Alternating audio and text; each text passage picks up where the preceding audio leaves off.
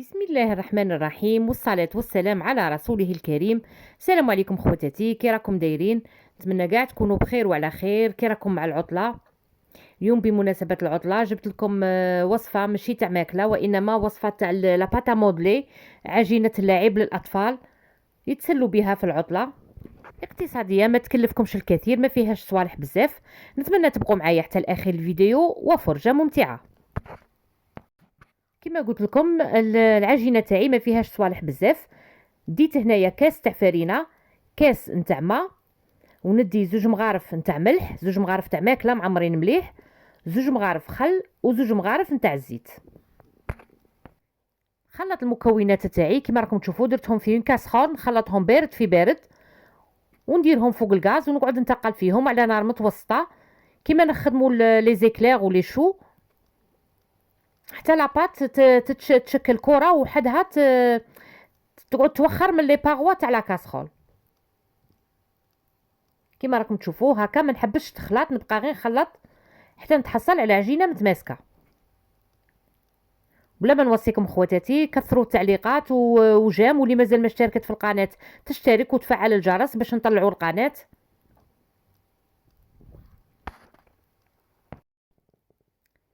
ما غاديش نخدموا بزاف، حوالي 5 دقائق تكونوا كملتوا معاها.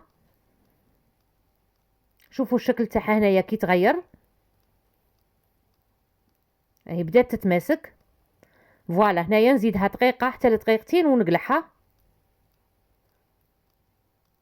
هذا هو الشكل اللي لازم نتحصل عليه. نطفي الغاز ونخليها دو كوتي تبرد شويه.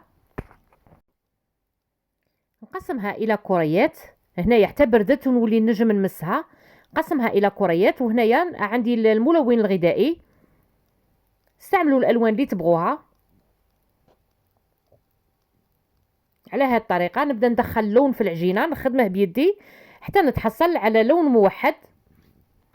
خدموا في الديبي غير الالوان الاساسيه، خدموا الاحمر، خدموا الازرق، وخدموا الاصفر، ومن بعد خلطوا الالوان باش تحصلوا على الالوان الثانويه. باش تحصلوا على اللون البنفسجي خلطوا الاحمر مع الازرق، وباش تحصلوا على اللون البرتقالي تخلطوا الاحمر مع الاصفر، وباش تحصلوا على اللون الاخضر تخلطوا الازرق مع الاصفر.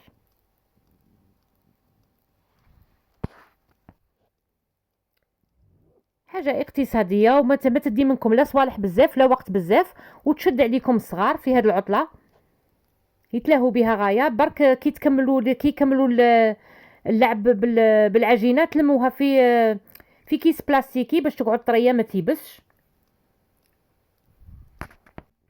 من فضلكم خواتاتي بلا ما نوصيكم، القناه قناتكم، شاهدوا الفيديو حتى للاخير، وما تنسوش الجام، وكثروا تعليقات، كل وحده تعلق رب خطرات 5 على حسب مقدورها، هكا باش نعاونوا القناه تطلع.